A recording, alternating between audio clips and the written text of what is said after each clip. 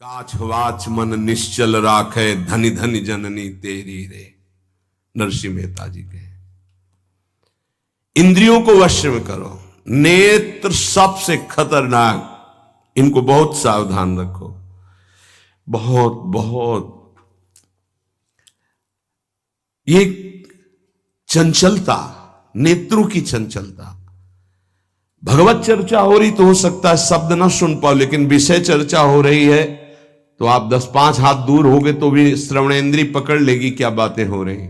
निंदा, स्तुति, विषय चर्चा। इंद्रियों को शासन में रखो, इंद्रियों को वश में करो, क्योंकि ये ज्ञान विज्ञान का नाश करने वाले महापापी काम इन्हीं के वशीभूत होकर तुम्हें नष्ट करते। मार डाल इस पापी को। भगवान के पाप मानम प्रजहीनम ज्ञान विज्ञान नाशनम, मार इस काम को नष्ट कर। तस्मात् तुम इंद्रियाण्यादौ नियम भरतर्षभ। ये महाभारत सबको लड़नी पड़ेगी, ये महाभारत है, सबको लड़नी पड़ेगी। अगर आपको अपने स्वराज्य सिंहासन पर बैठना है, मुक्त होना है, तो ये युद्ध स्वीकार करना पड़ेगा, ये चुनौती स्वीकार करनी पड़ेगी। भगवान कह रहे इंद्रियों को वश में कर, ज्ञान विज्ञान का नाश करने वाले इस महापापी काम को अवश्य बलपूर्वक मार। भगवान आदेश कर रहे हैं। पाप मानम प्रजहीनम ज्ञान विज्ञान नाशनम, तस्मात् तुम इंद्रियाण्यादौ नियम भरतर्षभ। इसलिए पहले इंद्रियों को काबू करो। रसेंद्रिय से शुरू करो, मुख्य द्वार। ये ज्यादा रजोगुणी भोजन पाने पर चंचल होती। जब ये चंचल होती तो हर इंद्रियों में चंचलता। इसको संभालो। उचित आहार, सात्विक आहार, कम स्वाद वाला आहार, बच जाओगे।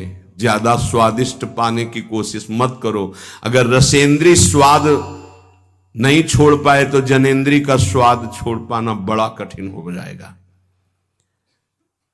इंद्रियों को विषयों में संयोग मत होने दो। भोग बुद्धि से प्रवृत्त ना करो। केवल जीवन निर्वाह बुद्धि से प्राण पोषण के लिए पहले यहीं से शुरुआत करो, रसेंद्री से। प्राण पोषण के लिए अन्न जा रहा है, स्वाद के लिए नहीं। आप नहीं हो भोक्ता, ये रसेंद्री का है। इतनी जबान में रखी गई पूरी बात। यहां के नीचे कोई मतलब नहीं है क्या जा रहा है, इससे यहां कोई स्वाद नहीं। बस ये 2 अंगुल 3 अंगुल का खेल है। इसे क्या गुलाब जामुन है या क्या, बस ये जहां अंदर गए ना तो फिर और कुछ मांगे होने लगेंगी। रसेंद्री से स्वाद। अब अगर जरा सा नमक कम हुआ तो हल्ला मचाने लगे, नमक लाओ थोड़ा कम है। भैया किसके लिए, किसके लिए स्वाद बना। कभी कभी तो मनाओ कि नमक डालना भूल जाए, फिर देखे कैसा लगता है। कभी कभी बिना स्वाद के भी भोजन पाना चाहिए। हाँ, ऐसा करो। मन चंचलता रहित हो जाए, इसके लिए सात्विक भोजन करो। अच्छे अच्छे पदार्थ इसको दिखा दो। हाँ, जैसे आज साधु सेवा भंडारा ऐसे जैसे होता है, कभी ऐसा उत्सव आदि में दिखा गुलाब जामुन। जब परोसने आवे तो क्यों आज थोड़ा उधर ऐसे बस दिखा, और वो जले गए। हाँ बोल दो अंदर से। हाँ, गरम गरम धुआं उठता हुआ समोसा, हरी चटनी, लाल चटनी, और वो सेवई नमक वाली। हाँ ऐसे। अब ये खा के तुम ध्यान करोगे किसका, अब ये निर्णय तुम करो।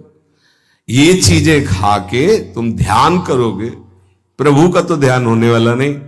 सात्विक भोजन पाने से हमारे अंदर भजन की वृत्ति बढ़ती है, और रजोगुणी तमोगुणी भोजन पाने से भोग वासना बढ़ती है, निद्रा प्रमाद स्थिति आती है। बिल्कुल सच्ची बात समझो, ये 3 गुणों से हर सामग्री बनी हुई। इसीलिए संतों ने निर्णय किया आप ये पा सकते हैं, ये पा सकते हैं, ये पा सकते हैं। खूब अनुभूत विषय, इसलिए मना किया गया आप ये नहीं पाएंगे।